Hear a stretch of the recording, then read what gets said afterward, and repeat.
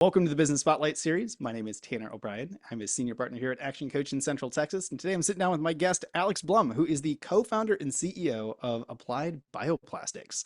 Alex, first and foremost, thank you so much for being here. I'm excited to dive in, talk a little bit about business, talk a little bit about, this journey into entrepreneurship and kind of all the stuff that comes along with it.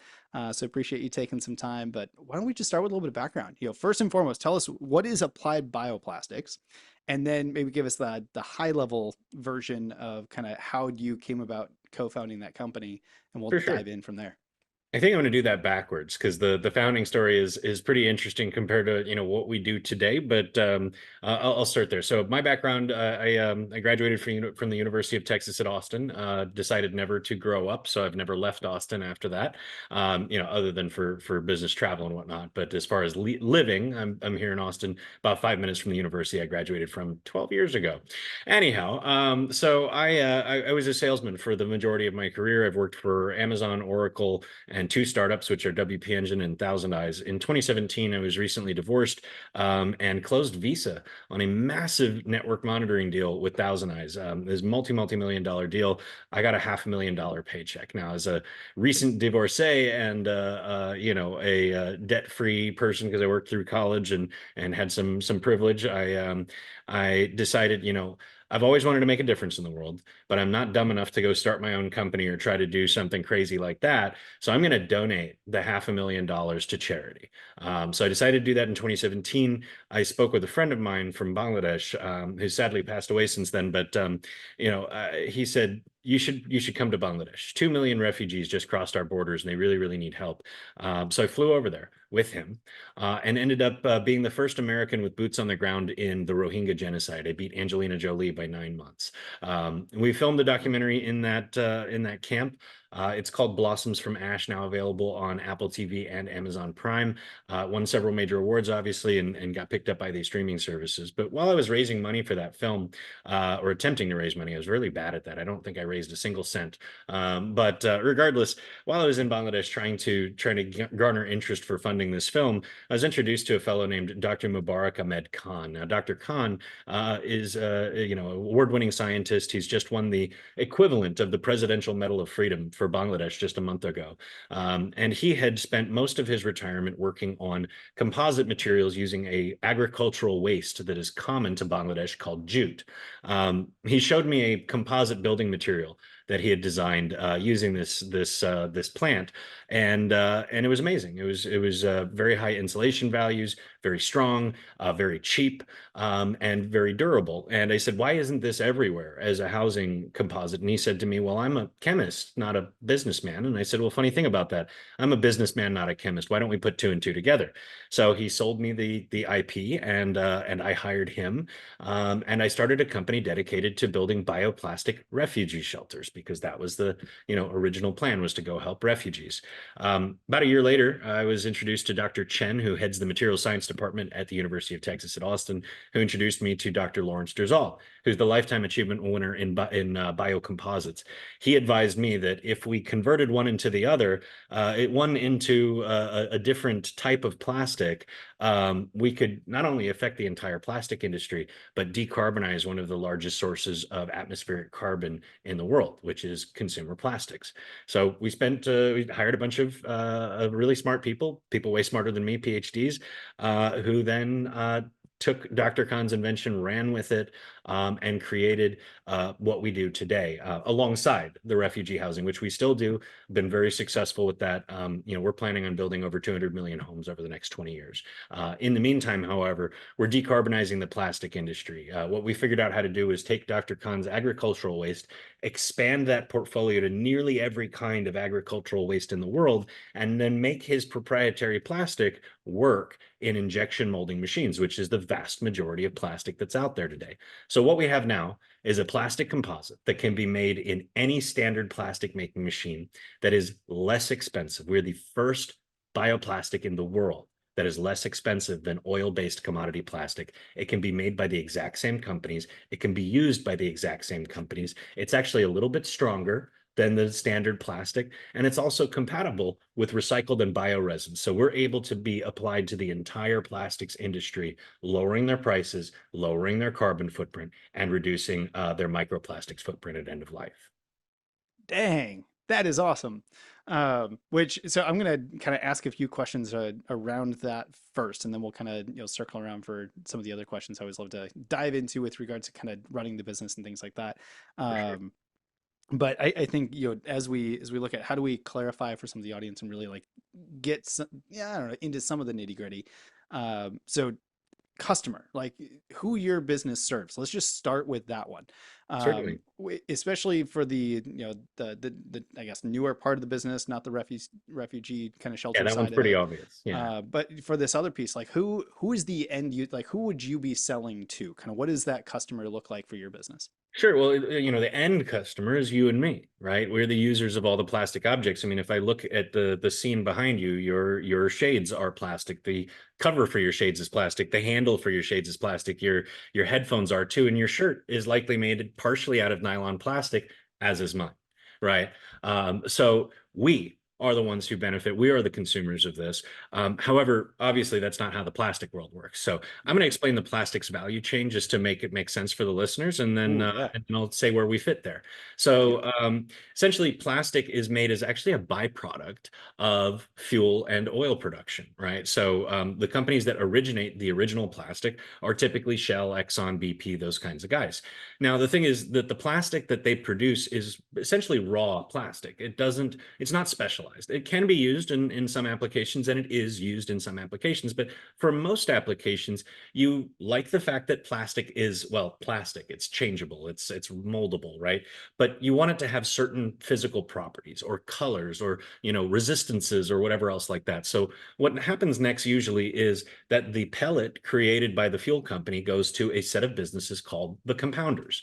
The compounders take that raw plastic and a bunch of other chemicals like plasticizers, elasticizers, colorants, dyes, UV stabilizers, fire retardants, and many other types of things, and they compound in a machine called a twin screw extruder that plastic with what's called an additive package, right? So once that additive package is in, you've got a plastic that now does a specific job. That plastic pellet then moves on to an injection molder. The injection molder heats up the pellets and then pushes them at high pressure through a nozzle that goes into a mold that is shaped like the object they're trying to create. Once that's cooled down, that gets popped out of the mold, sanded off if there's any little bits of it that need to be sanded off, and sent off to the manufacturer, who takes a bunch of objects that have been injection molded, assembles them into a product, and then off to the brand for packaging, marketing, and all that good stuff. And it ends up in our hands, yours and mine, right? So that's the plastics value chain. Where we fit is that we license our technologies at the compounder level, right? So we've got our own proprietary additive package that enables the use of cellulosic waste in the plastic production process. And not just a little bit. There's many other biocomposite companies out there. They're doing 5 to 8 to maybe 10% if they're feeling brave in terms of agricultural waste. We can do 85%. That's the differentiator right there. Our average is between 30 and 40%, but that's more than double the maximum of the other folks, right? And so essentially, we have figured out some proprietary chemistry that enables cellulose to go through that really small nozzle I was talking about, and not clump, because that's the problem with cellulose. It clumps with itself. So natural fiber composites aren't new. We're not the first ones to invent this, but they're primarily used for profile extrusion. Now, profile extrusion is making fence posts and house siding. Usually the nozzle's like this big or like that big, right? So it doesn't matter if the cellulose clumps because the nozzle's big, it's not going to clog. For injection molding, it's exactly the opposite. The nozzle's really small. So it really, really matters if it clogs. So we've had to do some really cool chemistry to make sure that it won't bond with itself while it's passing through the nozzle. But when it's done passing through the nozzle, we do want it to bond with itself because that makes the plastic stronger. So our proprietary chemistry has enabled this. We also work directly with injection molders where we'll say, pay a compounder to make some of our plastic that will then be purchased by the injection molder. In most other cases, though, because the cost of goods sold, or COGS, of our plastic is lower than oil-based plastic, we're licensing our processes to these compounders so that they can make more money while making a more sustainable product. See, this is the problem, Tanner, with the bioplastic industry as a whole, is that people assume that businesses are willing to pay more for sustainability. It could not be further from the truth. And that's not to say that these companies are evil or bad. It's just capitalism, right? Like you need low cost of supplies and high cost of your products, right? So you're not going to go out of your way to lose money just to be more sustainable. So when I decided that this was what the company was also going to do besides the refugee shelters, I made 3 rules based on my study of old bioplastics companies and why they've failed. I mean, 35 years, we're only 1% of the total plastics market. My God, pathetic, right? Here's the things they do wrong. They overprice their materials, and that's really not their fault. Some of the techniques are just very expensive. So, you're going to be more pricey. The second one is when they fail to sell their materials in that way, they attempt to build those custom machines that they already developed into a business where they're selling the machines to other plastic makers. Thing is, plastic making machines are modular. They do not depreciate. If a part breaks, you go get another part. You never need to replace the whole thing. So nobody's looking to buy any new equipment, and they never will. Right. So that business then fails. And then the last mistake they do is they go to their investors, they ask for $10 million, and then they build a factory. Now, that might seem good because they can lower their unit costs through volume, blah, blah, blah. But the problem actually is that geo-locks their business. Plastic is a global business. You may not have a customer in Illinois where you put your factory is, right? You might not have a customer in Nebraska. So suddenly you're shipping the bioplastic that you worked really hard to make cheap across an ocean, and now it's not cheap anymore, and now nobody wants to buy your plastic, right? So we've done the exact opposite of all these. We focused on making our plastic less expensive. Number one. Number two, we'll never sell any machines because it works in the existing machines. And number three, we'll never start a physical facility, right? Because our goal is to license to every plastic compounder on earth so that they can easily adopt this technology, start making more profitable and cleaner plastic at the same time. And there's no geo-locking. We're worldwide already.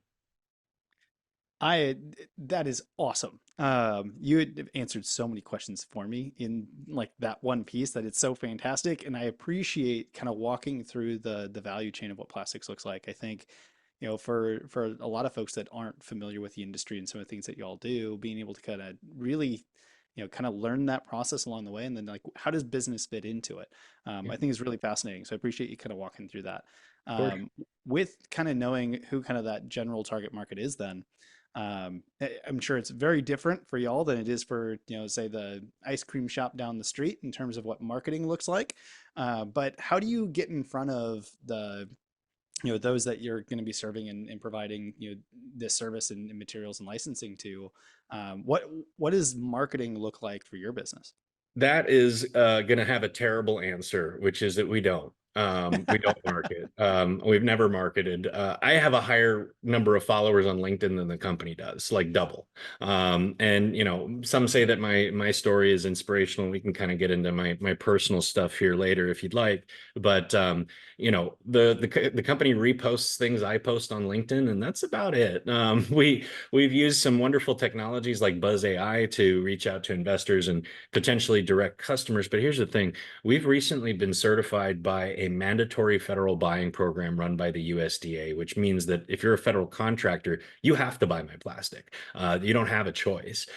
So soon we'll be hiring, at the conclusion of the raise that we're raising now, we'll be hiring a number of salespeople to call on those customers within that program. But the other thing is, despite zero marketing, we currently have a sales pipeline that is in excess of $770 million ARR. And part of the reason is we win a lot of contests. We were recently named Startup of the Year at South by Southwest. That's the second time we've won South by Southwest. We also won in 2021. We were named the most promising venture in the polymer space by all the really big oil companies in 2020. We won composites manufacturing. We won an advanced manufacturing competition in Berlin, another one in Kansas City. We've entered 36 contests and won 28 of them. So we get a lot of inbound as a result. Dang. Well, for those that are watching that need to connect some of the dots, all of that is 100% marketing. It's just a very different style of marketing than For sure. most of us get to do on a regular basis. But that is fantastic. I mean, congratulations on all of the accolades and the things that y'all have kind of come together. And yeah, it's fantastic to get some government contract type stuff where like that's some of Picky the deals that, customers. yeah, absolutely. Um, well, that's fantastic. Let's talk a little bit then. Let's, I guess take a step back. Let's talk a little bit about, this journey to get here. Some of the lessons I guess you've learned along the way. Um, you know, let's just start with an easy-ish one. You've got the title of CEO in the business. What does it mean to be the CEO of your company today? Yeah, it's a really fascinating question because I didn't start out as the CEO. I went to University of Texas and got a liberal arts degree in rhetoric. So I'm not sure you can tell. My skills have degraded over the years, but my co-founder got a degree in business from a well-reputed school, and interned at Disney and I believe Goldman Sachs and stuff like that. So he's the guy with the pedigree. I'm the guy with the passion. So it wouldn't make any sense at first to us to have the guy with the passion and no idea what he's doing run the business. So my co-founder started doing the CEO role, and I started off. It's actually kind of funny because there's several of these nowadays. But 6 years ago, I was the first chief impact officer of any company in the world. And it's sort of amusing. Later on LinkedIn, somebody who also had a CIO title reached out to me and said, "Hey, I wanted to start a group of chief impact officer professionals, and let's like get together and discuss our stuff." We did get together, and we all kind of compared resumes and found that the first one to ever do it was Prince William, other than me. Um, so I sort of made up the role, and I don't, we never really publicized that. So I think it was just maybe a great minds think alike. Lots of people had the idea around the same time. But as we got into the running the company, I ended up being the guy who was pitching all of the investors and at all the contests and things like that because my co-founder doesn't enjoy doing those things. He enjoys Mm. being an operator, right? And so we got some feedback from some investors who were like, it's really effing weird that the guy that we talk to all the time is the impact officer and the guy that we've like never met is the CEO. Like, why do you guys do that this way? And it's like, well, because we thought that the CEO operates the business. This is first time founderitis here. And that we needed to just find a place for me to vomit my passion everywhere on customers and investors. And they're like, no, you guys have it backwards. The CEO is the evangelist. The COO runs the company. And I was just like, okay, got it. So we swapped that out. So what I do is I pitch investors. I do all the competitions that we do. I do a lot of travel. I handle most of our HR. Not payroll. That counts as operating the business. And I've got a little bit of I don't remember what it's called. It was like dyslexia for numbers. Like Excel confounds me and like all that kind of stuff. Whereas my co-founder loves doing that stuff. So regardless, long story short, we swapped positions. He's now the chief operating officer. I'm the CEO. And besides raising money and evangelizing for the company, I scout talent. I do interviews, other things like that. I think in a lot of ways, I'm the moral backbone of the business. So finding people who share our values and morals is really important to building a company culture that's going to persist in the long term. Mm. So as a first-time founder, I would imagine there's been some lessons learned along the way in terms of, building and growing a business. Sure. Are there any, notable moments or kind of, I don't know, highlights even that kind of stand out to you? A time or two that was, maybe a roadblock or hurdle that you had to overcome that's kind of helped you become the CEO and the leader that you are today. But For anything that sure. stands out that's kind of worth sharing with the audience today. Well, there's a few things that kind of like just jumping into founding a business and then learning lessons is one way to do things. I got a lot of the experience that I needed working under others, right? Like learning what I liked and disliked from my leaders. I'd like to highlight one person in particular. Ryan Manoogian was my sales manager at WP Engine. Fantastic dude. We became close friends, when we worked together.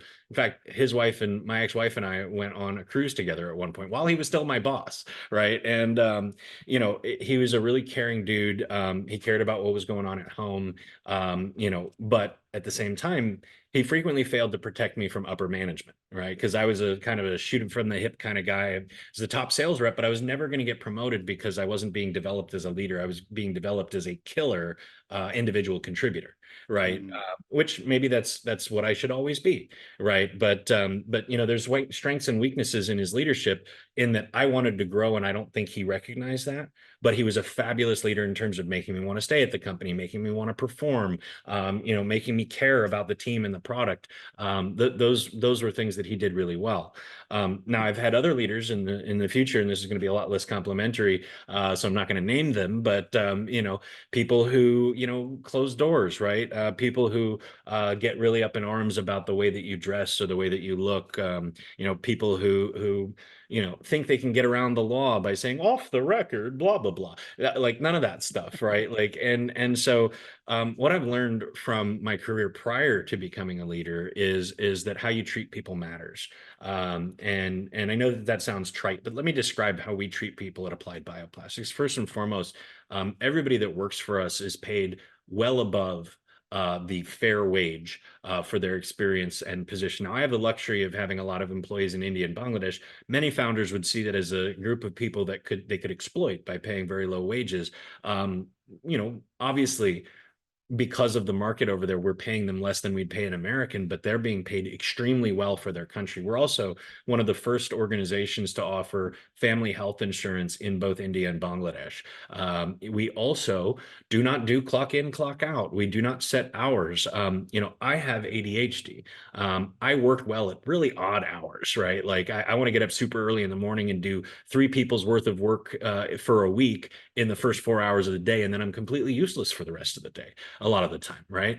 Um, so I get that there are alternative working styles and schedules. So why would I force my employees into a box where 9 a.m. to 5 p.m. is when you have to be productive, whether or not you're good at that, right? Mm. And so essentially, by saying, look, here's a project, get it done by this date, I get to treat my people as adults, and they get flexibility in their lives. We also demand that they take time off if a family member is sick, if there's a local election, if they themselves are sick.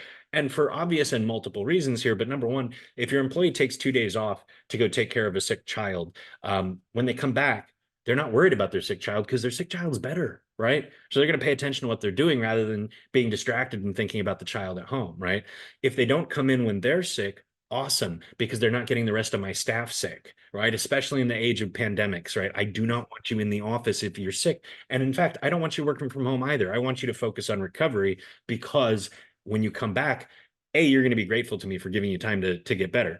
And B, you will be ready to jump back into work because you didn't stress yourself out further while you were sick, right? And then C, like, as far as the election thing, like we want you to participate in your democracy. We demand, frankly, that you participate in your democracy. The leadership team does it too. Being a citizen is a big part of our values, and so again, it's a requirement that you at least go vote. We don't try to dictate who you vote for, but you need to go do that. You think about it, like the jobs that you've held. I mean, do you get to go fix your car if it breaks down, or does your boss yell at you for being late, right? Because your car broke down. For most people, the answer is going to be the latter, and that makes no sense to me. It's like not like you're the one controlling when your car breaks down. So it just makes a lot more sense to run a business this way. And I'll tell you the effects. I mean, I know this sounds super soft and bleeding heart and stuff like that, and I'm sure there's a bunch of people listening who are rolling their eyes. But here's a stat that I bet none of them can compete with. We have zero voluntary turnover over 5 years. Zero. It works. Wow. And in fact, there's another piece of business that helps with that, which is that a lot of our stuff is trade secreted, right? I don't want people walking around with my secrets in their head if they don't work for me anymore. Right. So by treating them like adults, like human beings, asking them what they need, like part of our salary negotiations aren't, oh, this is the range. If that doesn't work for you, get the hell out. It's what do you need to be comfortable? And we'll pay you that, because we want you to be comfortable so that you're focusing on work and so that you're loyal, so that you stay, right? And so that's, I think, at least for our business. I mean, hey, if you're a turn and burn kind of business and don't care about your reputation or your customers, do whatever you want. But if you're trying to build something that lasts, you'll do it my way. Ooh, Man, there's so much great nuggets in there. So I'm going to just encourage everyone who's watching this, like this is one you want to watch a couple of times and pull some of these nuggets out. Because especially when it comes to building a great team, there was so many great pieces in there. So Alex, I appreciate you sharing that. Of course. But before we get to some of our rapid fire questions, let's just take a quick moment and look forward. I'm Sure. curious, as you kind of cast the vision for the next 3 to 5 years, what do you see? What are you most excited about? Kind of where's the business heading over the next handful of years? Sure. So let's actually extend that timeline because the next 3 to 5 years are going to be a lot more of the same. We're going to continue licensing to new compounders. We're going to continue to prove our value in multiple different industries. We're already working with a bunch of auto OEMs and agricultural OEMs like tractor makers and other things like that. We're working with the government on shipping pallets. It's all boring stuff that goes into everything you use every day, but it's not the most exciting thing that we're going to do. I want to talk about the next 20 years. And I'll tell you the two major things that are going to happen here. The first one is that, we're likely not going to exit the business. This isn't a lifestyle business. It is going to have billions in revenue within the next couple years, simply because licensing allows us a very wide reach with very low costs. And that essentially guarantees that if our stuff works, which it does, it's already being sold. It's going to be huge. Right. So making lots of money might be exciting to some. I am more excited about changing the way that the plastic industry does things, in particular, the bioplastic industry. Right. I mentioned the things that the bioplastic industry does wrong. I'd like to see Applied Bioplastics become the center of gravity for the bioplastics world, essentially saying, look, the way we do it is the way it should be done. Let us acquire you and we'll make your plastic go worldwide using our technique, right? Or let us partner with you because your plastic's too expensive and our feedstock's really inexpensive. Let's combine those two things so that you're able to compete with commodity prices, right? So you don't have to become part of Applied Bioplastics, but we'll certainly partner with you if you run a bioplastics company and help you get those prices down and that sustainability up, right? So I think that becoming is one of the more exciting things that's going to happen over the next 20 years. The other thing that's going to happen over the next 20 years, and I'm going to have to be careful about this one. We've recently got word that a grant that we proposed has been accepted. The paperwork's not complete yet, but I'm going to kind of outline the terms here. It's for the refugee housing side, just to preface this. But essentially, we are going to bring in over 20 years, $2 billion in grants from a couple different organizations that actually solicited this proposal. That $2 billion in grants is going to go to create micro facilities all over several geographic areas that I shouldn't name yet, that will produce micro facilities that produce our refugee housing composite. This will be used for low-income housing, both in the villages that we establish the micro facilities as well as the surrounding ones. It will be consuming both local agricultural waste and local labor, and will be owned by the community itself, not by me or Applied Bioplastics. We take a 0.7% margin on this housing that will be spread around the world. In this one area of the world that this project is focused on, we're going to create $80 billion in economic activity over, with $2 billion in investment, essentially. We're going to create over 1.1 million jobs that are permanent for this area, not temporary jobs. There will be a lot of temporary jobs like construction that will pop up because of this. But the facilities will also be co-located with two more startups that are doing waste to methane for power, as well as one that does waste to ethanol for cooking fuel. Right. So we'll be providing power, cooking fuel, and housing. And here's the real kicker. I love burying the lead. It's always exciting for me. But we're going to build 700 million human beings worth of housing in the next 20 years with this program. That is most of the people on Earth who need a house. And the reason that the proposal is exactly 20 years and no more, no less, is I'm going to share something a little bit personal here. So, just trigger warning for health issues or whatever else like that, disability. But I was diagnosed last year with a pretty horrible autoimmune disorder and found out about 6 months ago that it's going to end my life a lot earlier than I thought. I was in a wheelchair for a decent part of last year, and I was given a choice while I was still in the wheelchair by my physician, who said, look, you can exist in the wheelchair for the next 30 years or so, only 30 because being in a wheelchair shortens your life. You can't be as active, you can't move around as much. But the other option is that I can give you a double handful of pills every morning, 2 injections in the stomach twice a month, and 4 injections in your butt every week. But if you do all these things, you'll get to walk again on a cane for the next 15 to 20 years. The drugs I'm going to give you are going to destroy your organs, and you won't be eligible for transplants because you're on these medications. So choose, essentially. I chose option number two. I need to be active. I'm a really active dude. You can visit my website at consequential.co, where we only work on things that matter, that include applied bioplastics and refugee movies and other things like that. We also have a couple political action committees working on laws that I think are important to get passed. What this has done for me, this diagnosis and this radical shortening of timelines for everything is two things. One, it's freed me from several things that I think most people are tied to, which is number one, I'm likely not going to get married again. I certainly won't have children in order to not pass down this horrible, genetic disorder that I have. I won't buy a home. The house you see behind me is rented and always will be. And I won't retire. So missing out on a large chunk of the older human experience is something that I'm now replacing with building my legacy. As I mentioned, becoming that center of gravity for the bioplastics world, becoming that company that has put roofs over more heads than any organization in history. So I've been freed from the financial and time constraints of those things that I mentioned, those human experiences, and been given the opportunity to scrawl my values across the face of the earth with this company, right? So I think that an exciting thing that's going to happen in the next 20 years is the end of my life. But I've already picked a successor. I've got a rich life insurance policy that benefits Applied Bioplastics, and I'm certain that these people that I've carefully chosen over the last 6 years will carry my vision to fruition past that time. Hmm.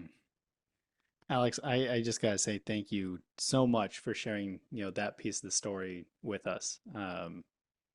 It really speaks volumes to the passion and everything that you've just uh, exuded since we've kind of gotten on this call. And it is just absolutely fantastic to see how you've dedicated and continue to dedicate your life towards true impact in this world. So it is really cool to see that, and I'm super excited. Thank you. Um, we have covered a tremendous amount of ground on this call, and I know that I could probably sit here and talk your ear off for another 2 hours if we had the time. Ditto. Um, Definitely. but I want to shift over to at least just a couple rapid fire questions to pull some additional wisdom nuggets out. If the audience hasn't already found a handful of really good nuggets already, I want to give them a handful more that we can just kind of ease out for them. Certainly. And kind of the first one here is when you look at kind of your journey from an early career to founding this company and kind of where you're at and where you're headed, what would you say for you has kind of been your key to success? Grit and an immense capacity for pain. I'll just tell a really quick story on, like my childhood. I was born to two physicians who were both perfectionists and wanted pure compliance from their children. Now, my sister did exactly that. She did exactly what she was told, got straight A's, all that kind of stuff. I was the resistant one. And when they escalated punishment, I would escalate the misbehavior to absolutely absurd lengths. And they never understood that punishing me wasn't going to work because, like my very tough mother who broke powerlifting records in college, so she's also got a very high capacity for pain. She never understood that I was just like her, and I have an infinite capacity for pain.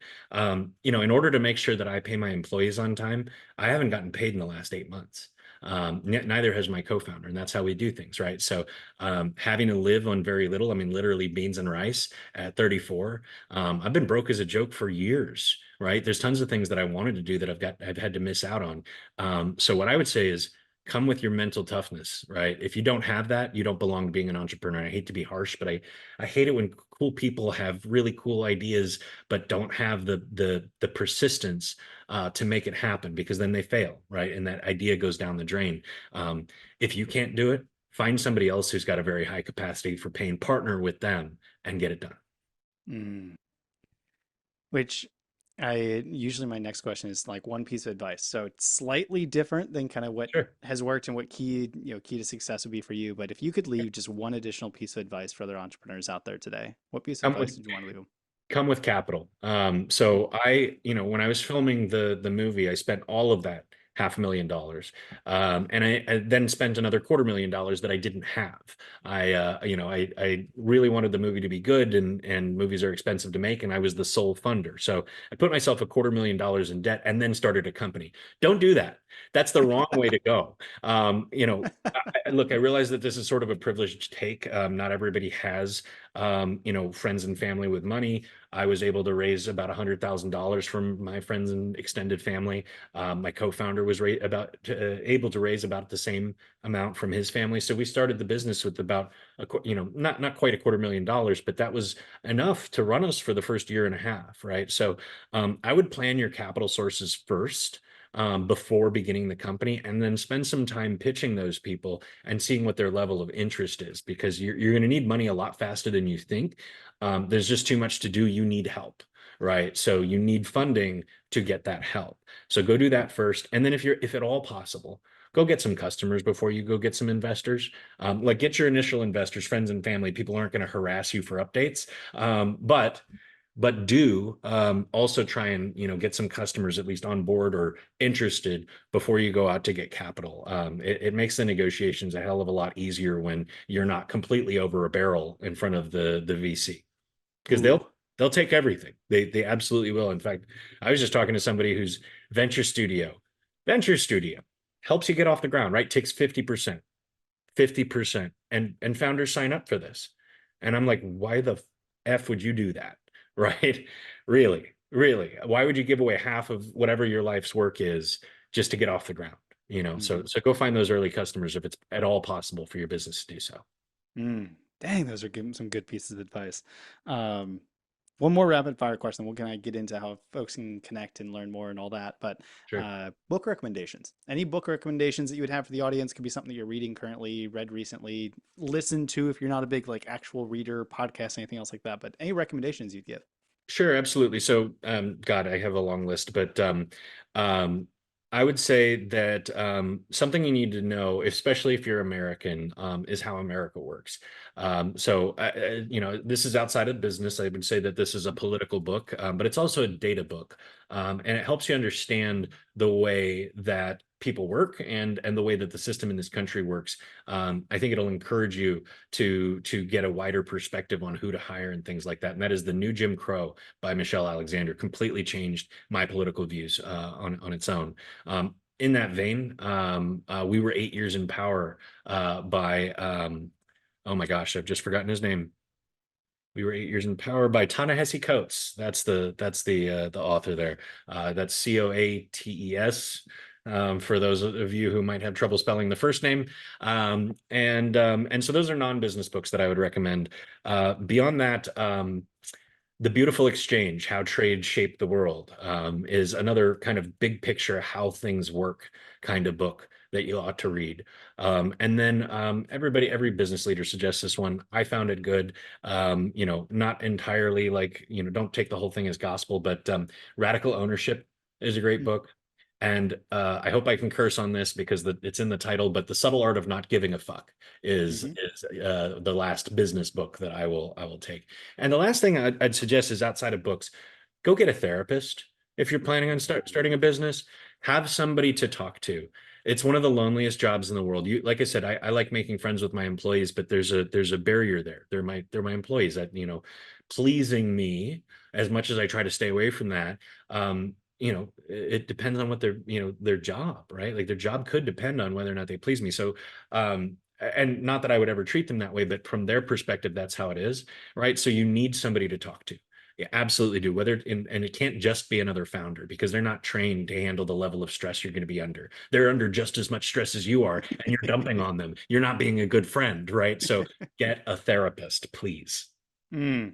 Dang, that is incredibly wise words and something that we 100% recommend because you hit it right on the head there with the business ownership in general is one of the loneliest things out there, and the vast majority of the population just doesn't understand some of the challenges and issues and frustrations and every emotion that comes along with it. So I 100% agree with that recommendation.